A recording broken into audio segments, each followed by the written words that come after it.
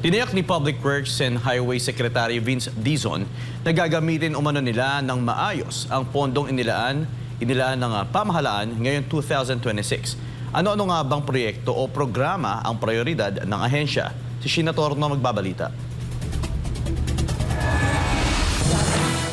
Personal na ininspeksyon ni DPWH Secretary Vince Dizon ang mga kalsada sa bahagi ng Barangay Binutasan sa Calauag, Quezon araw ng Biyernes. Napansin ng kalihim ang malalaking lubak sa kalsada dala ng ilang taong walang maintenance. Dahil dito ay pinag-utos ni Dizon ang pagpapatigil ng lahat ng palliative repairs sa nasabing highway. Ito ay upang magkaroon ng maayos na plano at maiwasan ang patse-patseng pagsasaayos ng mga sirasirang bahagi ng kalsada patungong Bicol. Bago rito, sinabi ni Dizon sa Big Bold Reforms Forum na target nilang gumastos sa unang quarter ng 2026 ng 200 hanggang 250 billion pesos.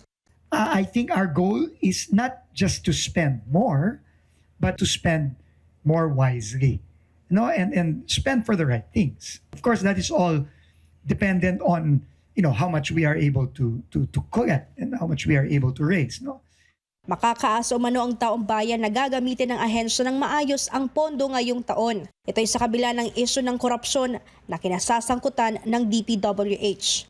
Sinabi rin ng kalihim, prioridad ng DPWH ang pagsasaayos ng mga kalsada na umano'y matagal nang napabayaan. We've got to really take very seriously the timely upkeep and maintenance of our roads and bridges. This has been neglected for decades. I mean, you go to any corner of the country, you have dilapidated bridges, you have dilapidated roads to Maharlika, to Bicol, and that is the clearest and most notorious example of a unmaintained highway. And that is our supply chain backbone. Inihalimbawa din ng kalihim ang sitwasyon ng mga kalsada sa EDSA at C5. Lahat ng unfinished, lahat ng nakatenggang tulay, nakatenggang kalye, nakatenggang ospital, nakatenggang classroom, kailangan tapusin yan within his term. So that's also another priority.